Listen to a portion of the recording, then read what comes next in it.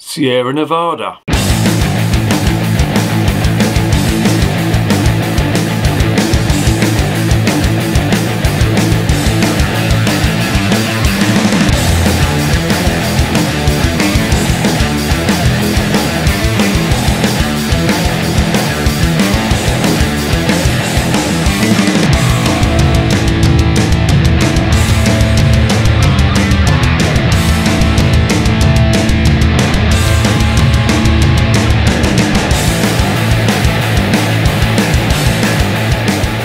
Remember, life is too short to be drinking shitty beer. Welcome to another edition of Bands, Bikes and Booze Reviews.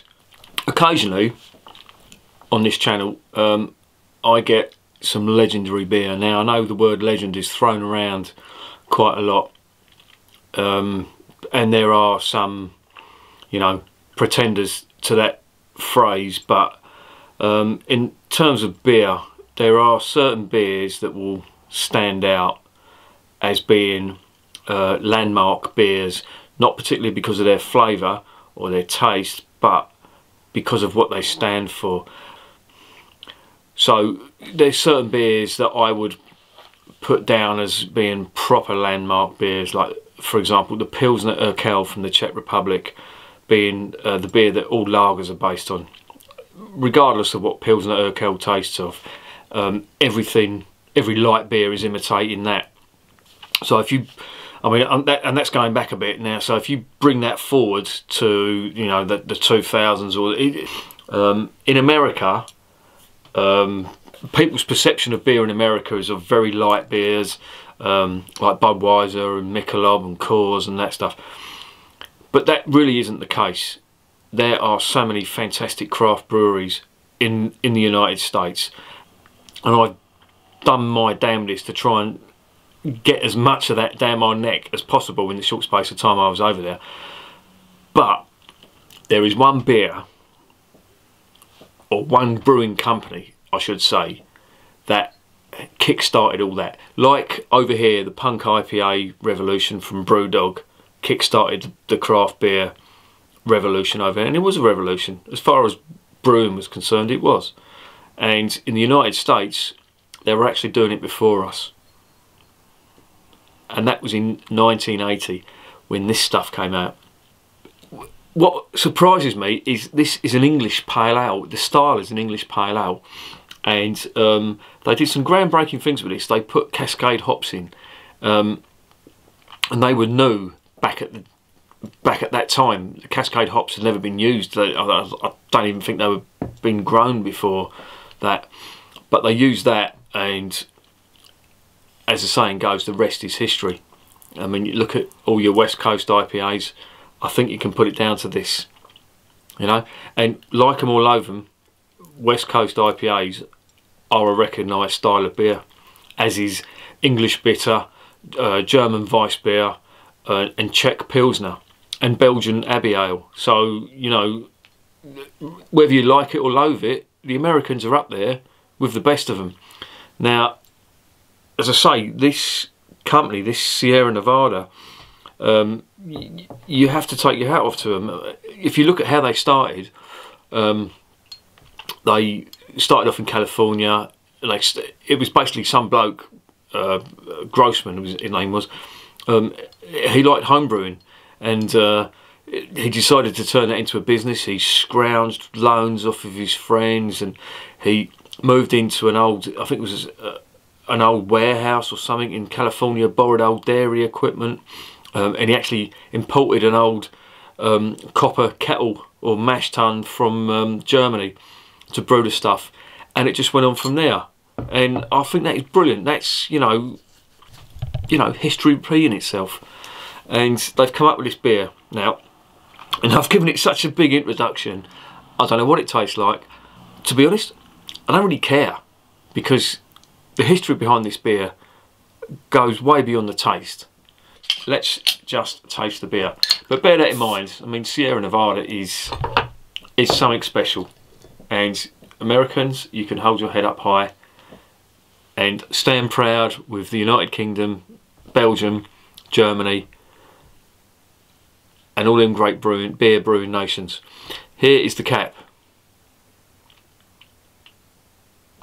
I'm going to keep that. Here is the label. Here is the back of the label. You can read all the spiel on there. This was bought from Sainsbury's. I think it was £2 something a bottle. I can't remember the price. It's a 335ml bottle, which I think is a half pint. It's 5.8%. So again, bang goes the theory that American beer is weak and watery. That's 5.8%, which, you know, is up there with the best of them. Let's see what we're getting on those first. Now, if you hadn't told me what this was and give me a blindfold test, I'd swear blind this was English. There's a really good balance of malt and hops on that. So let's get it in the glass.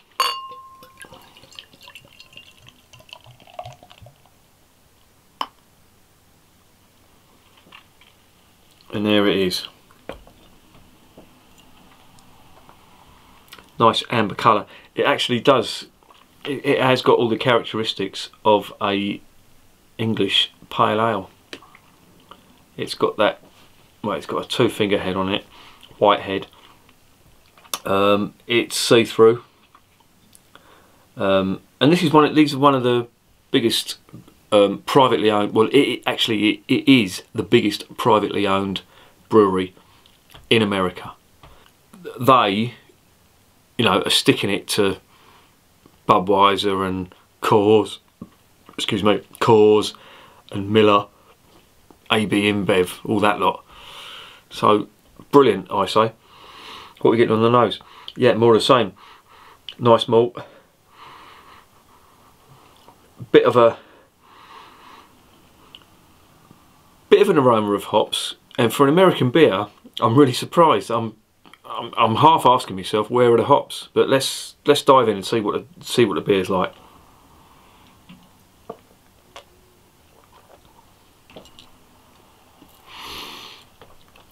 The reason I'm smiling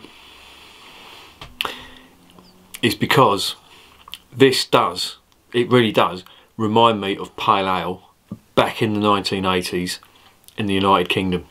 Years ago, when I first started drinking, and this was quite a common thing in the United Kingdom, people used to drink a beer in London and the south, especially where I'm from. It was light and lager, and I think you'd be hard pushed to find anyone else outside of London or the southeast who drank that. Everywhere else was drinking light and bitter, right? But you'd get a bottle of Watney's pale ale with your lager or your bitter, and the reason people did it was because they would pour out in a pint glass, pour you out supposedly a half pint. It would always be over half a pint, and you'd get your bottle of pale ale, your Watney's pale ale, and you'd pour that in on top, and you'd pay the price of a normal pint, but you'd be getting more than a pint. And at the time, you know, it was the 1980s. People weren't flush like they are now. They didn't have as much expendable money as they have now, and you'd want to get as much for your money as you could. And that's why I used to drink light and lager, and that's why people up north and in the Midlands and all that used to drink light and bitter. In Scotland, I think they had something else. It was a mix, and in certain regions up north, they had I think it was a brown split they used to call it. But anyway, I've completely digressed there, but the reason I'm saying that is because this drink reminds me of the Watney's Pale Ale, because occasionally you'd pour it in, and the last bit, because you wouldn't get a whole bottle in there, but the last bit you would drink out the bottle, usually, I would anyway, and this is just taking me back to that. I remember that taste.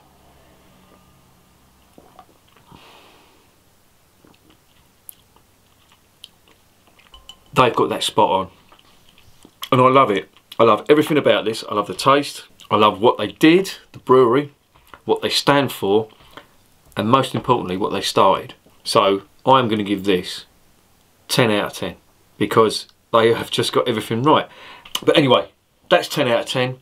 I'd recommend that, and I take my hat off to you, Sierra Nevada, for doing what you have done to the craft brewing industry in America. I think every American should be proud of that. Well done. And remember, life is too short to be drinking shitty beer.